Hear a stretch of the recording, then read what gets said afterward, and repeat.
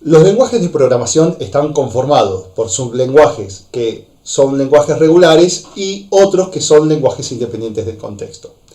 Estos lenguajes son generados, producidos por gramáticas, como hemos visto en clases anteriores.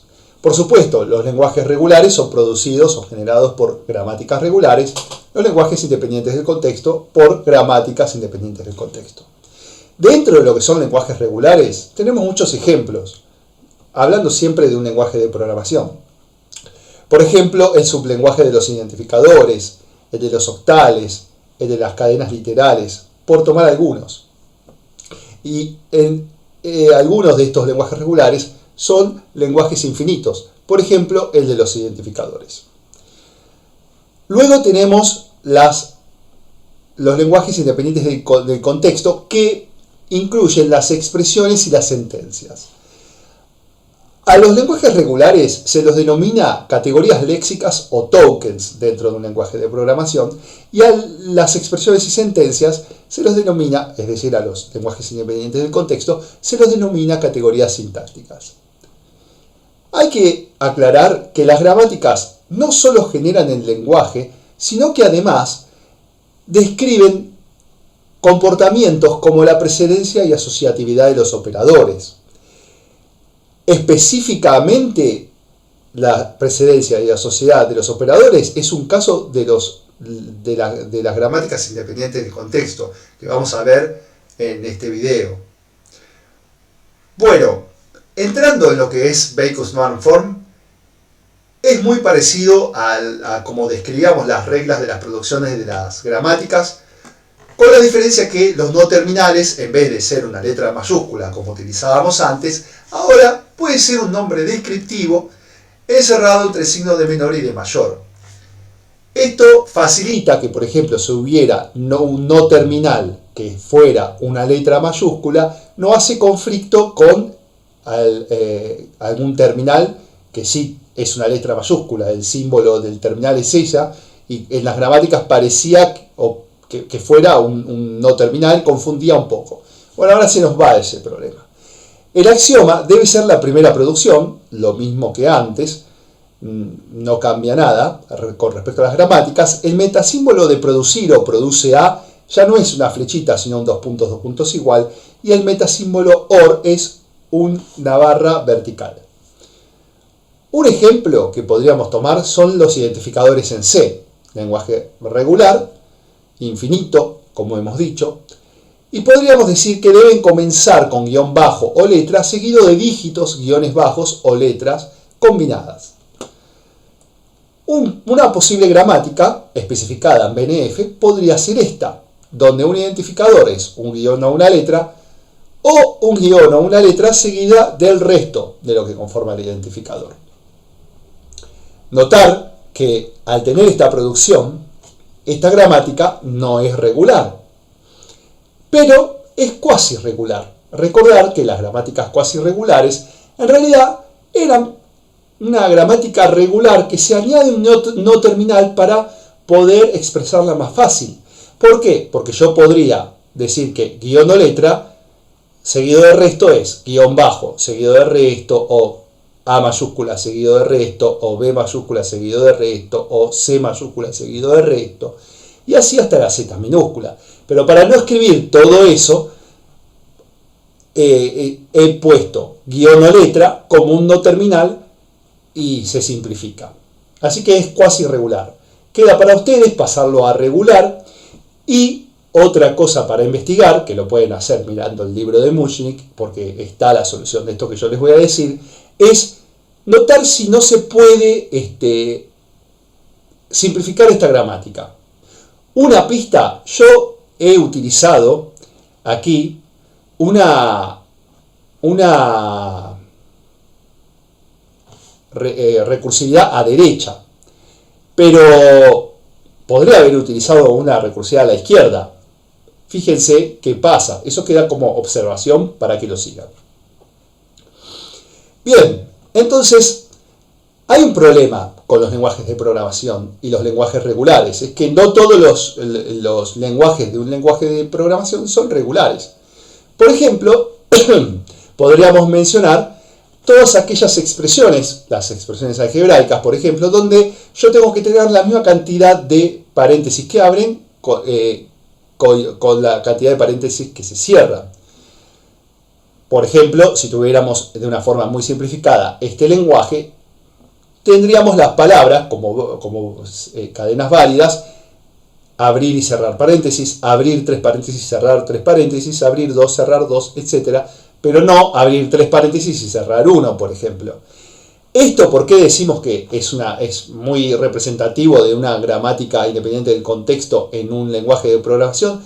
Bueno, porque fijémonos con el if del Unix Bash que vimos en el TP, ¿qué sucede? Nosotros abrimos el if con if, con una expresión lógica, then, y cerramos con fi. Ahora, claro, toda la cantidad de fis que yo tenga tiene que coincidir con la cantidad de if que tengamos previamente. Bueno, y esto no lo podríamos manejar, no lo podríamos producir tomando en cuenta esta regla con una gramática regular. Necesitamos una gramática independiente del contexto, ¿sí? Y además, eso para producirlo, para reconocer, para verificar si estas categorías sintácticas pertenecen al lenguaje, necesitamos un analizador sintáctico o también denominado parser. Un parser lo que toma es una secuencia de tokens y produce un árbol de análisis sintáctico. Recordemos que los tokens son las categorías léxicas, ¿sí? Son los lenguajes regulares de un lenguaje de programación. Lo podemos ver en este código muy simple de Bash. Pregunta: si 1 es igual a 1, entonces muestra por pantalla 1, si no muestra 2, y termina la sentencia if. Bueno, lo primero que va a suceder en el análisis es que va a ejecutarse el escáner o lexer. El escáner o lexer va a leer el texto, va a leer el archivo de código fuente, cadena por cadena, y va a ir convirtiendo esas cadenas, que son lenguajes regulares, en tokens, ¿sí? Las va a convertir en el token que corresponda según el lenguaje regular al que pertenece. Por ejemplo, va a convertir if al token if, que está en mayúscula. Los corchetes se convierten en corchetes, pues son terminales. 1 pertenece al token de las constantes. El comparador de igual pertenece al token operador de comparación. Podría ser igual, podría ser el less than, el greater than, podría ser cualquier comparación. Bueno, este es según una gramática ejemplo, ¿no? No tiene por qué ser esta. Después lee el 1 y también lo convierte al token constante. Corchetes, corchetes, etc. Se convierten los lexemas, las cadenas, se convierten al token que pertenece. Si hay alguna cadena a la que no se le puede asignar ningún token, habría algún error léxico, ¿sí? En nuestro programa. Pero todavía no llegamos a eso, así que sigamos con lo que hace el parser, que es lo que estamos viendo ahora. Lo que hizo el lexer o escáner es el análisis léxico. Ahora el parser va a hacer lo que sería el análisis sintáctico. ¿Qué va a hacer el parser? Bueno, va a tomar esta cadena de esta sucesión de tokens, ¿sí? Y va a generar el output, que es el árbol de análisis sintáctico. Obviamente esto es una simplificación. No estoy generando la gramática del Bash de Unix. Nosotros vamos a ver esto por ahí más en detalle con C, pero es un ejemplo relacionado con el trabajo práctico que hemos hecho. Entonces, cuadro de resumen. En la fase de análisis léxico, el lexer o escáner toma una cadena de caracteres y genera una cadena de tokens. En el análisis sintáctico, que lo lleva a cabo el parser, toma una cadena de tokens que había sido producida por el escáner y genera un árbol de análisis sintáctico. Muchos compiladores generan un árbol explícitamente. Otros no lo hacen de manera tan explícita. En algunos casos el escáner está directamente implementado en el parser. El escáner es muy simple en comparación al parser. Cuando veamos LexiJack vamos a ver que la función Lexer, en realidad la función de C que ejecuta el análisis léxico, la podríamos poner dentro directamente del escáner, ¿sí? Bueno, para poder llegar al árbol de análisis sintáctico, lo que se hace primero es una derivación, ¿sí? Hemos visto algunos ejemplos muy simples de derivación con las gramáticas. La derivación consiste en mostrar la secuencia de producciones que se realizan para llegar a una cadena de derivación. Por ejemplo, si nosotros tuviéramos esta gramática para expresiones, atención, aquí hay notación BNF, y quisiéramos llegar a la expresión id por id más id, obviamente id sería un número, pero ahora no importa eso, estamos simplificando para ver la idea. Nosotros derivaríamos desde el axioma, siempre desde el axioma, para llegar a la expresión. En caso que sea sintácticamente correcta, por supuesto. Si no lo es, no vamos a poder llegar a la expresión. Entonces, comenzamos con el axioma, que es E.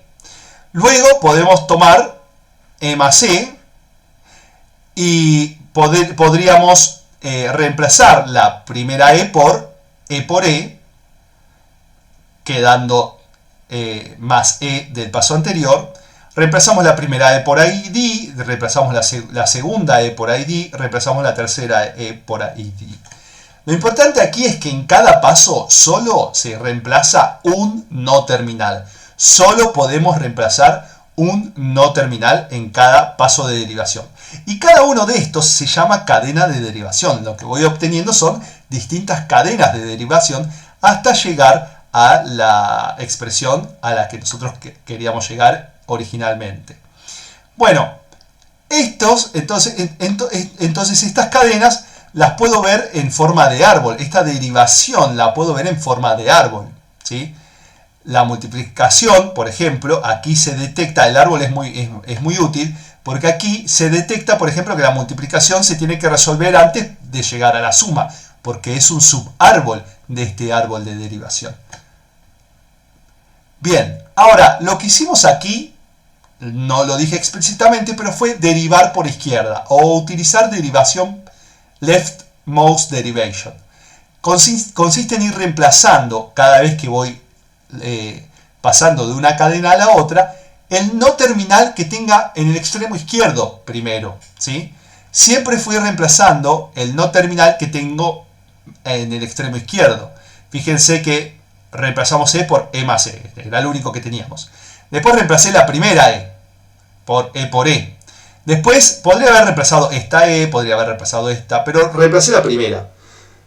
Después reemplacé la segunda y finalmente la tercera. Si lo hubieran hecho en otro orden, en realidad el árbol de derivación hubiera sido el mismo, ¿sí? Pero las derivaciones más utilizadas en los compiladores son leftmost derivation o rightmost derivation. Bueno, aquí lo vemos con un ejemplo ya con números. Sea la expresión 2 más 3 más 5 de la gramática en BNF, que x produce a x más num o num, y num los números del 1 al 5 nada más. Bueno, podríamos generar diciendo qué producción aplicamos en cada paso de obtención de una nueva cadena de derivación. Podemos ir generando las distintas cadenas. Comenzamos desde el axioma siempre con exp. Luego exp genera o produce a x más num, ¿sí? Ahora voy a reemplazar el de la izquierda, voy a reemplazar exp. Entonces exp produce otra vez a x más num. Reemplazo, le digo qué producción voy a aplicar y reemplazo nuevamente exp. Digo que exp produce a num. Luego voy a aplicar la producción 3 para decir que num produce a 2. ¿Sí? Obtengo esta cadena de derivación. Luego voy a aplicar otra vez la producción 3 para decir que num produce a 3. Y finalmente voy a aplicar nuevamente la producción 3 para decir que num produce a 5.